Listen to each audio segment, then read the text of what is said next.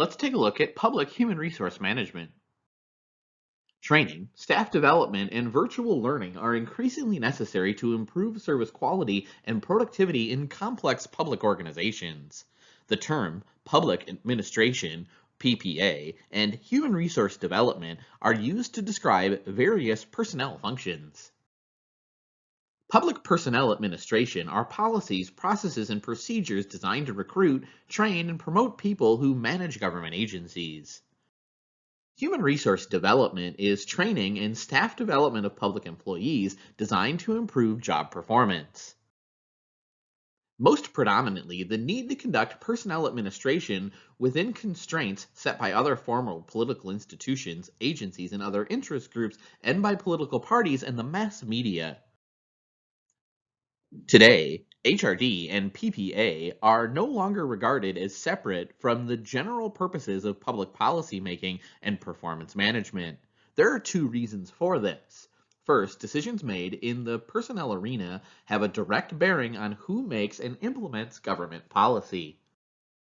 Second, such decisions have themselves become policy matters, reflecting demands for effective program administration, improved productivity, employee rights, collective bargaining agreements, and traditional merit reform. To a great extent, personnel policies and training practices have become an extension of partisan political value conflicts, and the political dimension of PPA and HRD has taken an increasingly important role in recent years. The sheer diversity, size, and scope of contemporary government make human resources and personnel concerns more important than ever before. Full-time equivalent or FTE employees are the actual number of full-time government personnel plus the number of full-time people who would have to be needed to work the hours put in by part-time employees. Finally, and not surprisingly, the public and private sectors are increasingly dependent upon one another for joint missions, mutual responsibilities, and financial support. Developments of the personnel function and the specific practices related to other changes in public administration and society are evident in human resource management in public administration today. The following 7 major phases in the evolution of federal personnel administration have been identified and are important in our understanding of the development and changes that have occurred in human resource management in the public sector. Government by gentlemen reflected the powerful influence of the American quasi-aristocracy on all of politics in the use of nepotism within political participation. Government by the common person resulted from a movement towards a more egalitarian political system. The Civil Service Pendleton Act of 1883 created a bipartisan commission responsible for organizing open competitive examination for civil service positions. Government by the good focused on the elimination of corruption in hiring practices and equality of access to competitive entrance examinations. Government by the efficient was characterized by maintenance of the merit system and of political neutrality and by the pursuit of management efficiency. Government by administrators saw the development of an activist political role for public administrators. Government by professionals was a period of greater concern for recruiting, testing generalized skills of job applicants, and opportunities for increased professionalism in public service. Government by citizens, experts, and results is driven by changes in technology and calls for increased accountability, improved performance, and expanded minority participation. The growth of professionalism and specialization in public service contributed not only to higher government salaries, but also to overly narrow job classifications in government. In some cases, this has resulted in professionals having a direct voice in public policy making, with adverse consequences for popular control and accountability. The merit versus patronage debate arouses deep passions in many of us. The devotion of so many people to what they see as interconnected values of integrity, efficiency, economy, political neutrality, and ethical standards fosters a strong preference for the merit system practices, often accompanied by contempt for patronage. Both have a rich history in American public administration, and until recently, merit has clearly held favor among middle and upper class citizens who are the chief beneficiaries of such a system. Those who favor merit are fond of the saying that you do not have to be qualified to get a patronage job, but that's not always true. The qualifications are usually partisan based rather than job related, but they are job requirements just the same. Put simply, merit judges what you know, whereas patronage is more interested in whom you know or who knows you and how you can help politically. Each system has some clear advantages. The most obvious advantage of the merit system is its ability to bring into public service individuals who are considered competent by management standards to perform the tasks required of a given position. The tensions between merit and patronage are rooted in a deeper philosophical and political conflict affecting how jobs are filled and how the work of any government entity is organized. The merit concept is built around the use of achievement-oriented criteria, that is, making personnel judgments based on the applicant's demonstrated job-related competence. By contrast, in patronage systems and in some other approaches to personnel decision-making, judgments are based on attributes or characteristics of the individual other than his or her skills and knowledge. Achievement-oriented criteria are standards for making personnel judgments based on an individual's demonstrated job-related competence. Ascriptive criteria are standards for making personnel judgments that are based on attributes or characteristics other than skills or knowledge. All civil service systems are not equal, but the national government arrangement serves as an illustrative model for most merit personnel systems. Many state arrangements, among the nearly 40 states that have merit systems, closely resemble the national government format with some variation. About 90% of all national executive branch employees are currently covered by some merit system. Most are under the system administered by the Office of Personnel Management known as OPM, which replaced the Civil Service Commission in 1979. OPM operates under general presidential direction. They're responsible for managing the national government personnel system consistent with presidential personnel policy. The proportion of national executive employees working within competitive merit systems has risen steadily from about 10% in 1884 to over 90% for the first time during the 1970s. Partly in response to prodding from the national government, state governments have gradually extended or established merit systems in their executive branches. Congress requires states to organize merit pay systems in single state agencies designated as grant and aid recipients. The tremendous proliferation of grants has thus had a spin-off effect of strengthening merit principles in state government. The Intergovernmental Personnel Act, IPA, of 1970 greatly reinforced that requirement. Most states now have many merit features built into their personnel arrangements. Local governments have been similarly affected, but to a lesser extent. The system of classifying positions is central to any personnel structuring. In the national government, jobs are classified according to 10 grades or levels that make up the general schedule known as the GS. The general schedule is the pay scale for federal employees based on grades and steps. At the top of the personnel structure is the executive schedule, occupied by the highest ranking career officials, those who interact on a regular basis with politically appointed administrators. Approximately 6,700 SES executives are eligible for performance bonuses with their pay grades, and in 2010, top pay was limited by Congress to $179,700 annually.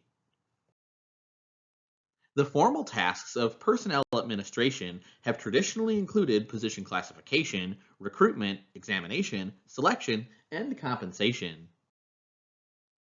More recently, management of complex organizations has become more challenging. Administrators, including personnel administrators, have had to become better grounded in activities such as human resource planning, employee training, and labor relations. The main purpose of position classification is to facilitate performance of personnel functions across a wide range of agencies within the same personnel system.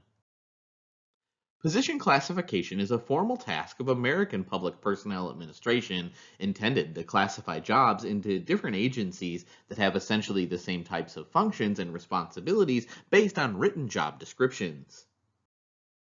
Many positions in different agencies have similar duties, so it makes sense to group them into one classification of jobs with essentially the same responsibilities.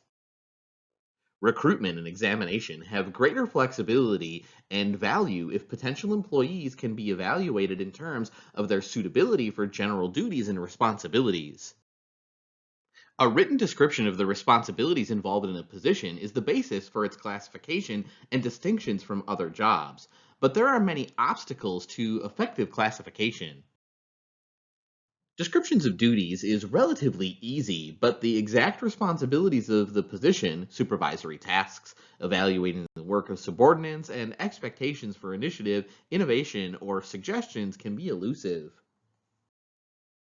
Although an agency is responsible for classifying their positions according to existing schedules, there's a legitimate interest in maintaining some consistency from one agency to the next. Consequently, most states and localities, as well as national government, provide for reviews and audits by a centralized personnel office with authority to change agency classifications that are out of line. There's also concern that narrow specialization in many job descriptions has hampered efforts to attract into public service qualified individuals who lack exactly the right combination of skills for a given position. In this respect, position classification may be said to interfere with the merit principle itself, in that job-related competence is defined too narrowly. These are problems that should be monitored, but because most government organizations are still arranged hierarchically, position classification is likely to remain both appropriate and useful. Broadbanding is the consolidation of existing job classifications into fewer categories, reducing complexity and specialization in job specifications and classifications. Attracting, testing, and choosing those who join the public service has been a systematic activity of government personnel administration for a relatively limited period of time. Recruitment in the public sector has been a problem for some time. The prestige problem was a matter of public values and attitudes towards government in generalities. Compensation differentials between the public and private sectors have contributed to a change in prestige. An examination must be broad enough to test adequately for the skills that may be used in widely varying agencies, yet still precise enough to be meaningful in testing specific skills and competencies. Most government entrance examinations are written, although it's becoming more common to incorporate both written and oral portions. A central concern is the validity of examinations, that is, how well they actually test what they're designed to test. Of growing concern in the past 4 decades has been the matter of bias in testing, specifically whether examinations have exhibited an unintentional cultural bias that has unfairly discriminated against members of minority groups. Selection processes vary widely from one level of government to another. Merit systems are not identical, and patronage still operates in many state and local governments. Veterans preference is a law passed in 1944 that required the federal government to favor veterans who had served on active duty or who were returning from war when hiring new employees to recognize their service, sacrifice, and skills. All honorably discharged veterans with the minimum passing score receive bonus points in the selection process. In some cases, survivors of veterans killed in action receive those bonuses as well. Veterans preference has had a significant impact on the composition of the national government's workforce. Deciding how much to pay employees is a difficult and occasionally controversial task confronting any government personnel system. There are several key considerations in determining a reasonable level of compensation. One is the necessity of paying employees enough to fulfill their minimum economic needs. Closely related is the question of compensation in proportion to the work done in terms of its importance, quality, and quantity. These can be highly subjective measures, permitting considerable disagreement about what is appropriate. Ensuring that wages and salaries for a given classification bear a reasonable relationship to others in the same civil service system with comparable complexity, responsibility, and skill is important. Attempting to maintain rates of compensation for government employees that are not dramatically different from wages and salaries paid for similar kinds of work in the private sector is a considerable challenge. Another dimension of pay comparability is the variable cost of living throughout the nation, and even within many states, and even the wage and salary levels paid in a business or an industry. The pay gap for the national government civil servant has narrowed and ranges from 20% to nearly 50% depending on grade and geographic location. Locality pay is adjustments of federal pay scales that make allowances for higher or lower cost areas where employees live.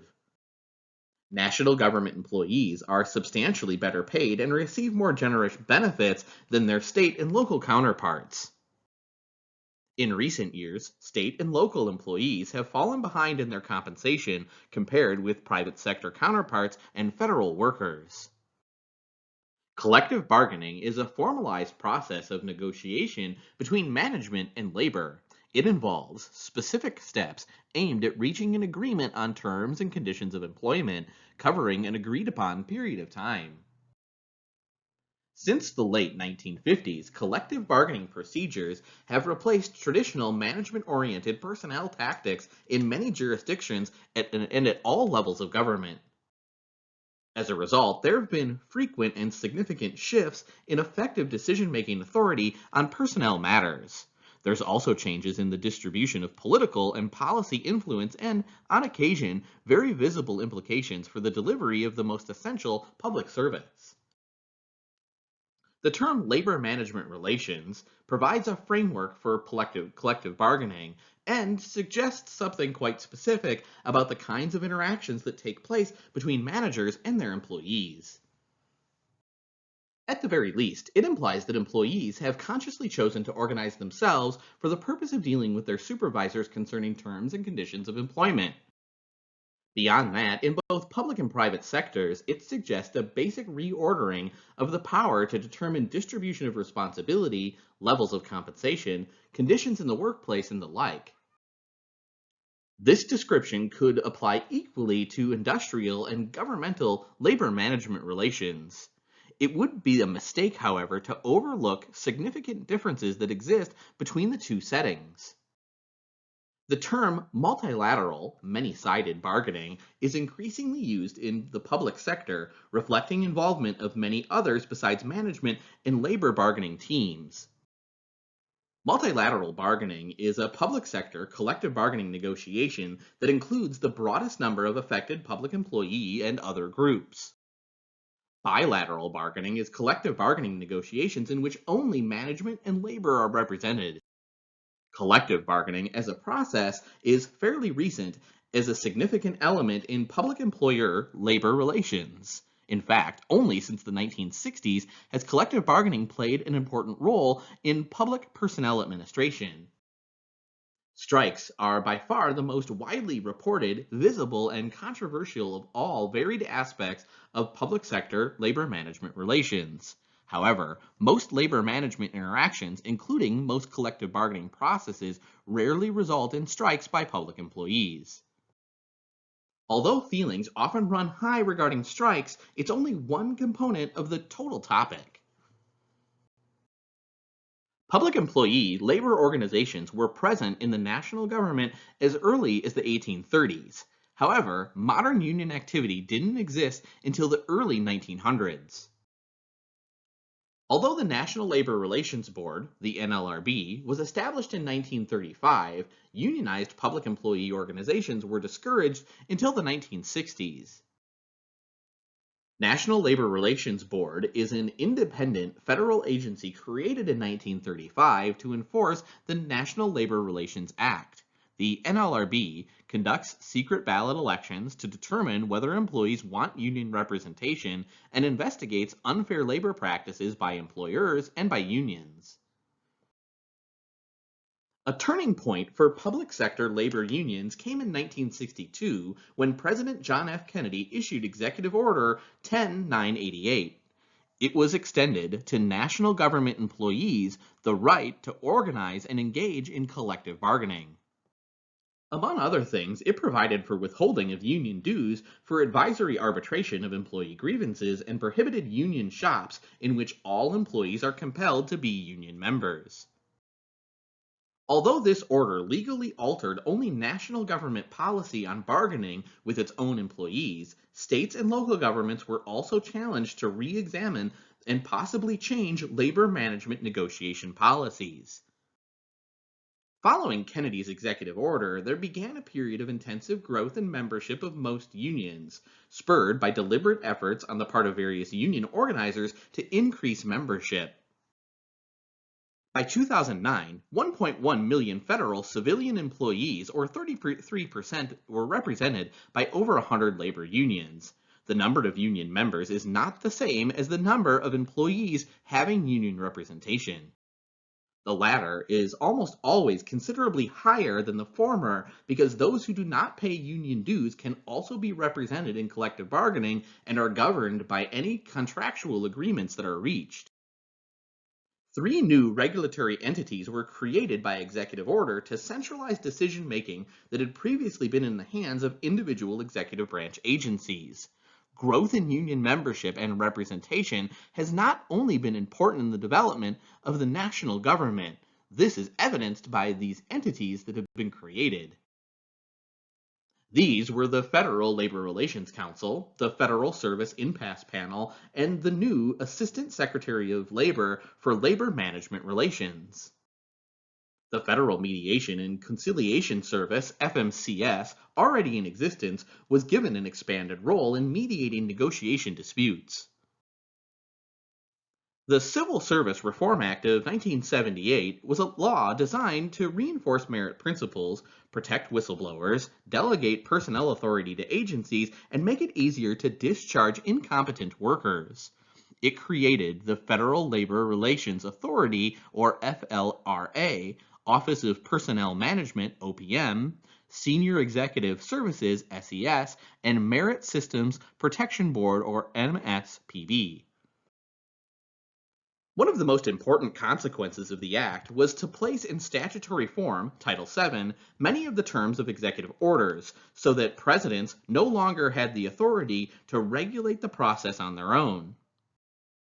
The National Labor Management Association is a national membership organization devoted to helping management and labor work together for constructive change.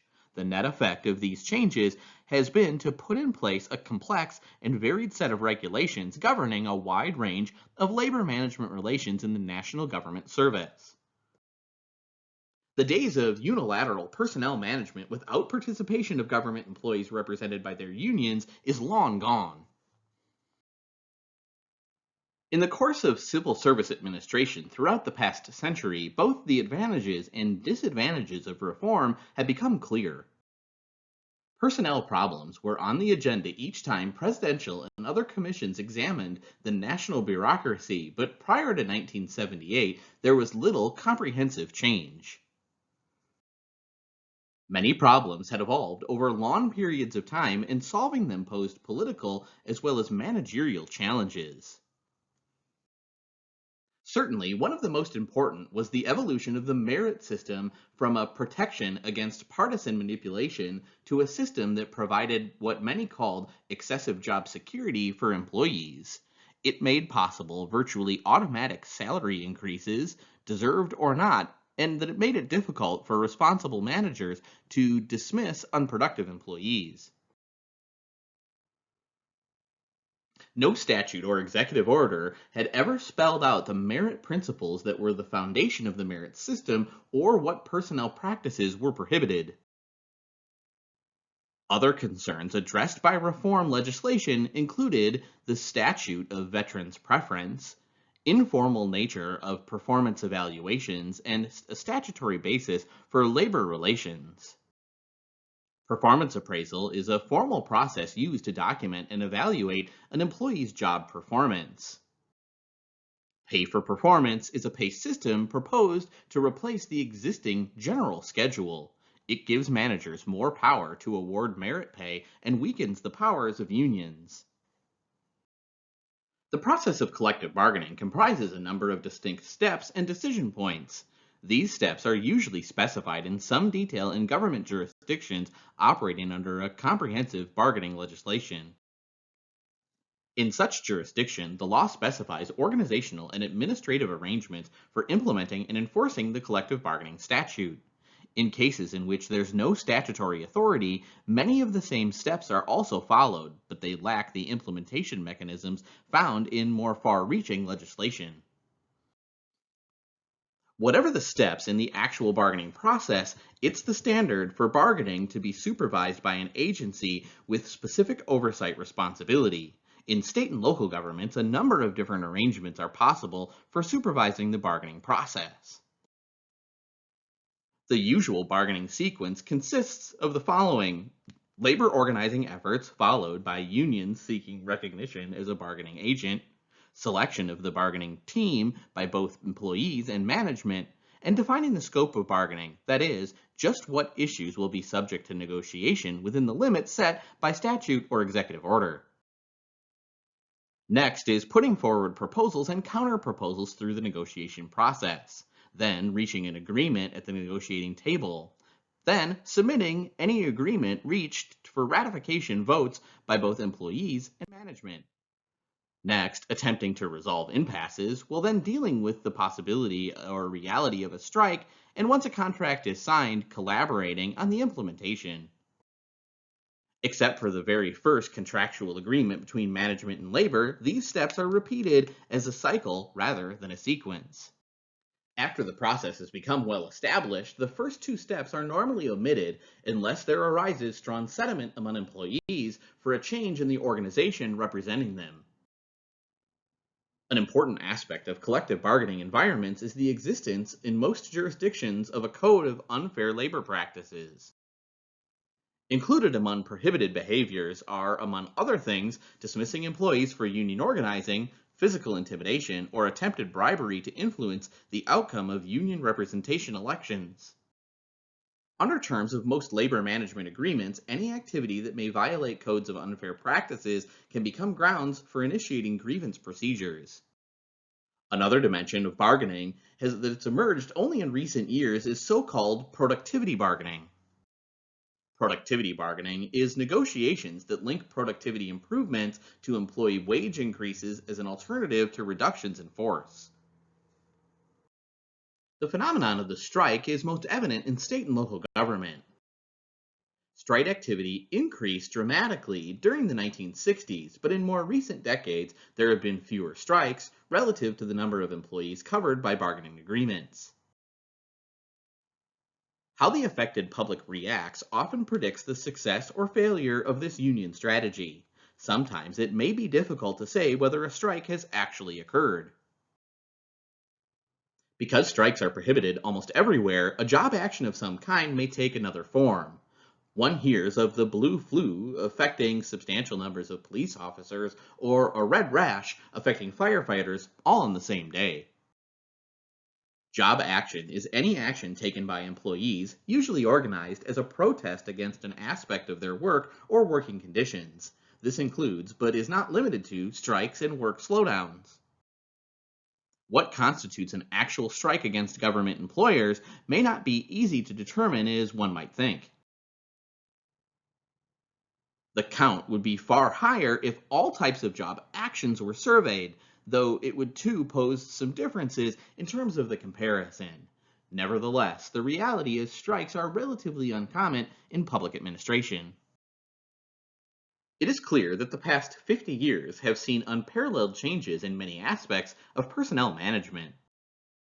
There are also concerns in the early 21st century related to the emphasis on performance management and the quest for improved customer service quality.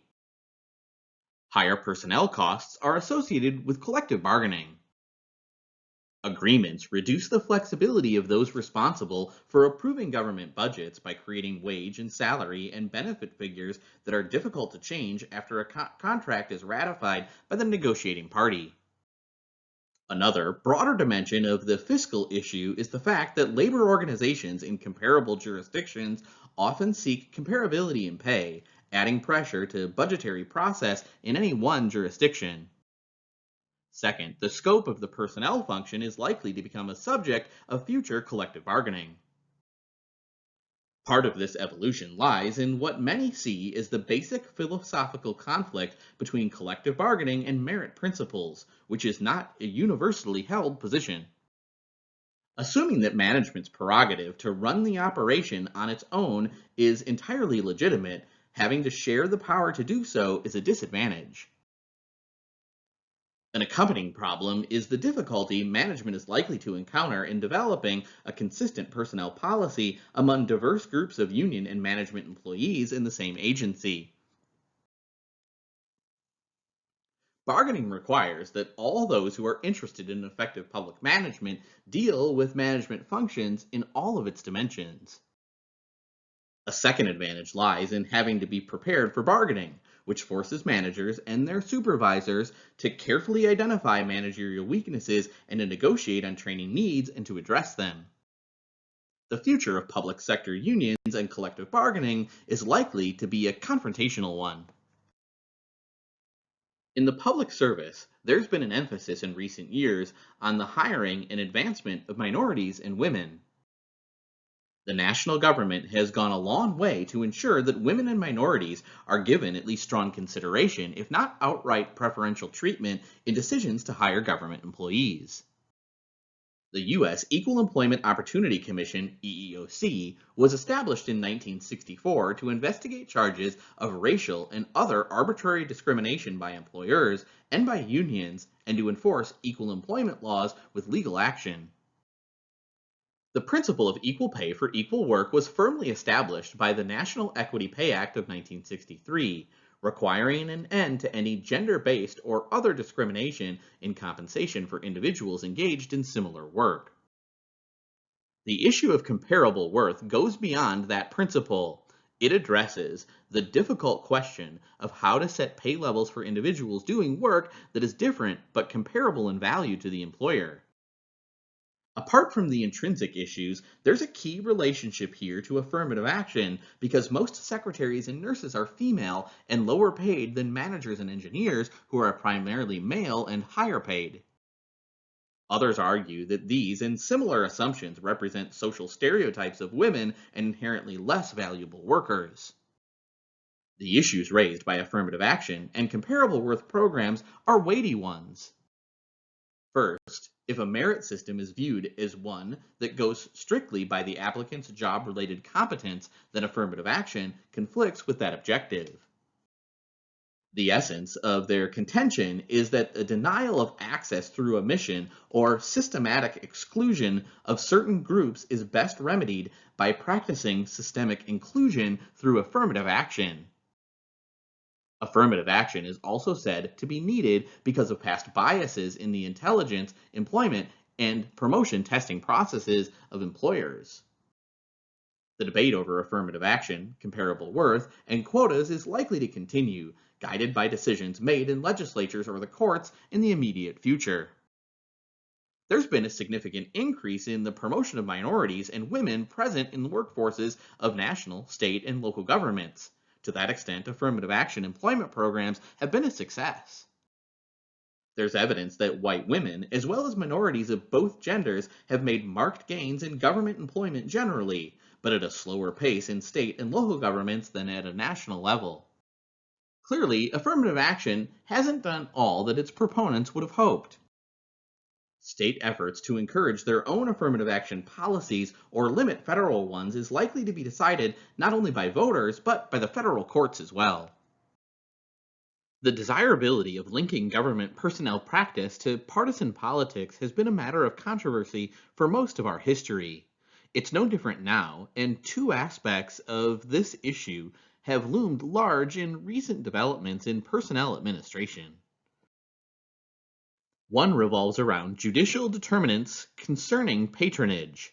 A number of courts have ruled that adverse actions against non-merit protected employees solely on partisan grounds could be constituted as a violation of constitutional rights protected by the First and 14th Amendments of the U.S. Constitution. But patronage, though often in modified form, still very much exists. The other dimension of personnel and partisanship is the issue of whether civil servants should be required to maintain partisan neutrality by virtue of being public employees. This was a primary objective of merit reformers in the 19th century and was embodied in the Political Activities Act of 1939. This legislation prohibited active participation in political campaigns by many national and state government employees. But as rights of government employees became more predominant of a concern in the late 1960s and early 1970s, efforts were made to limit or overturn the Hatch Act. The reasoning behind these efforts was that the provisions barring political involvement were said to infringe on rights that could be exercised by others, thus rendering government personnel second-class citizens. There are two other political aspects of government personnel management. First, concerns that current efforts to bring about greater responsiveness to political leadership among higher-level civil servants may have gone too far. Second, that the amount and intensity of partisan cynicism aimed at public administrators has reached a level not seen in quite some time. To paraphrase a number of commentaries about the changes, achieving greater responsiveness is one thing, downgrading and gutting the competitive service is quite another. On the other hand, the pervasive public habit of blaming government bureaucracy for private market economic failures, among other things, has become part of our national folklore. It does nothing to promote accountability and may do a great deal to undermine the morale and self-confidence of conscientious public servants. Several initiatives brought about even more fundamental changes in managing executive branch personnel. Let's take a look. Competitive sourcing is one of the Bush administration's 5 performance management improvements designed to outsource more federal jobs to private contractors. Relatively few federal agencies perform direct domestic customer service responsibilities. Claims of large savings were based on limited numbers of trials and proved to be exaggerated. Public employees countered that after working in the government for several years, they had proven their efficiency and should not be distracted by unnecessary competition to determine whether private contractors would do a better job. Consequently, managers are placed in a very difficult position because they have to accommodate policies of the administration while subordinating their subordinates. How these issues are resolved has obvious financial implications for public budgeting, but also directly affects personnel management, collective bargaining, labor relations, and the push for greater employee productivity. Despite the expanded use of competition and privatization in national government, it's too early to determine the level of commitment or the long-term impact of alternative personnel systems on employee morale or productivity. APS is a commonly accepted term for the host of personnel systems outside the competitive civil service system.